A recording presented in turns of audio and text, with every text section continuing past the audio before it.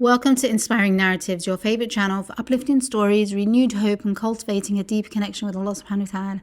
Discover with me how turning to Allah can lead you to amazing changes in your life. Assalamu alaikum wa rahmatullahi wa barakatuh. We are back with another uplifting story that will, by the grace of Allah, strengthen your faith and renew your hope, inshallah. Get yourself your favorite drink, get comfortable, and let's get started with today's story. If you're enjoying these videos, don't forget to like and share. You never know, you might be the reason these messages reach someone who truly needs it. May Allah reward you. Allahumma ameen. Our sister says, I want to share my experience. 2 years ago, I went through severe distress. By Allah, there is no God but Him. I felt like the world had completely closed in on me. I reached a level of total despair. I used to wake up in the middle of the night terrified, crying, overwhelmed, and in a terrible state. That suffering and despair stayed with me for an entire year, then continued into the second year. I was so burdened that even when I made dua, I couldn't focus because of how heavy my worries were. To be completely honest, what changed everything was seeking forgiveness, Istighfar, the crown of Dhikr, which is Taj El Dhikr, and the Hawqala. By Allah Almighty, I swear by Allah that I committed to sending blessings upon the Prophet sallallahu alaihi wasallam in the Salat el Ibrahimiyyah way 50 times after every prayer.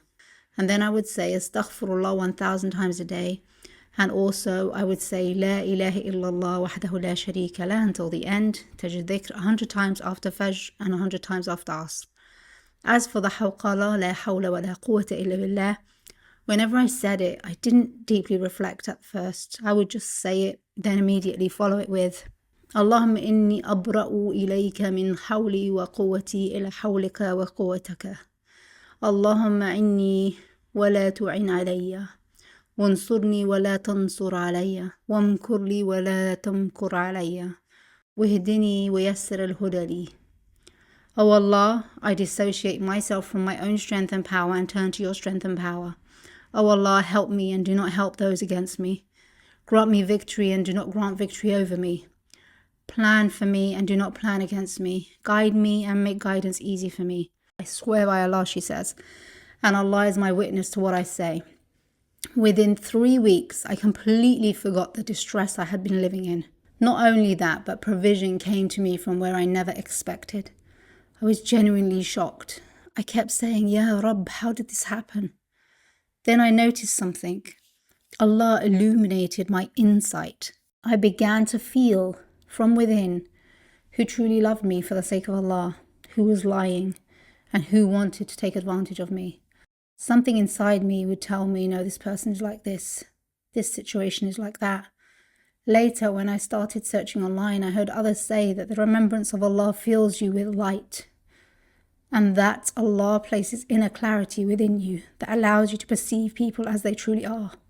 I just want to take a moment here and say, I was asked in my recent live, about the miracles and the blessings of dhikr, and this is one of the things I actually spoke about. Allah subhanahu wa ta'ala expands your awareness and inspires you with ideas you may have never considered before.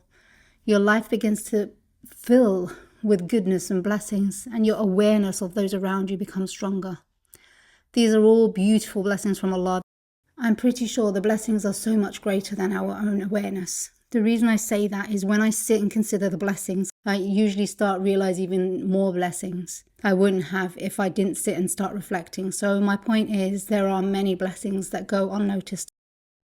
So back to our story, our sister says, I'm always very surprised when I see people asking others to pray for them. Don't ask people to pray for you. Don't put an intermediary between you and Allah. You yourself must wake up. Cast out the shaitan that has taken hold of you. Leave music, leave harmful habits. Allah is most generous. He is al-Kareem. But how do you expect Allah subhanahu wa ta'ala to honor you when there is a flaw in your connection with Him? Fix your relationship with Allah and Allah will fix everything else in your life. I swear by Allah, since that difficult time in my life, now whenever I face difficult moments, like any human being does, I don't speak to anyone about it. I immediately return to my routine, 2 Raka't before Fajr, and I would say, while truly feeling it, Ya Rabb, I know that you hear me. Ya Rabb, I have no one but you. And when I recite La ilaha illallah wahdahu la sharika lah, lahul mulk wa lahul hamd wa huwa ala kulli shay'in qadir, which is Taj El Dhikr, I reflect on it deeply. There is no God but Allah. Meaning, O Allah, I am declaring your absolute oneness and glorifying your majesty. And to everyone who says we don't have time to keep count, don't obsess over the numbers. By Allah, I used to say the Salat el Ibrahimiyyah 50 times after each prayer. And sometimes I wouldn't have time and I would say it only 20 times, and that was fine. The only dhikr I strictly kept was Astaghfirullah 1,000 times a day, and honestly it only takes about 20 minutes. As for the other remembrances, I wasn't strict with numbers except La ilaha illallah wahdahu la sharika lah, and so on. Taj El Dhikr 200 times in total after Fajr and Asr. I want to share one more thing. There was a time when I felt my worship had declined. I went back to listening to music, delaying prayers. I felt spiritually unsettled. A righteous woman, may Allah reward her, recited ruqyah for me and said, Allah knows best, but it feels like you are spiritually burdened. So I committed to Taj El Dhikr 1,000 times after Fajr. I swear by Allah, just 1 week of doing that and suddenly I returned to prayer, commitment, and I could feel closeness to Allah again. I swear by Allah, when you are close to Allah, life becomes completely different in every aspect. Your relationships with your family, your work, your colleagues, everything changes. And most importantly, through Allah's guidance, your insight deepens, allowing you to perceive the hearts of people and the wisdom within life's challenges.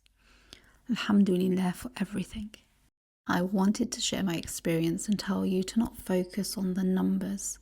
Focus on what you are saying. Feel the dhikr you are reciting. Understand its meaning. Don't just repeat words without awareness. And that is the end of today's story. May Allah bless our sister for that beautiful story. I totally agree with our sister. Number one is to actually understand what you are saying and then just start practicing without the pressure of focusing on the numbers. Often people say it's not the numbers but how you feel and connect with Allah subhanahu wa ta'ala. I want to say both are very important. We want to be focused and understand what we are saying and genuinely connect with Allah subhanahu wa ta'ala. And of course, we want to always strive to increase our remembrance of Allah. It's never one or the other, but we strive for both. May Allah give us the strength and accept it from us. Allahumma ameen. That's a wrap, guys, for today. Remember, guiding others to goodness earns the same reward as doing good yourself. So don't forget to share this video with those you care about most. Until next time, Assalamu alaikum wa rahmatullahi wa barakatuh.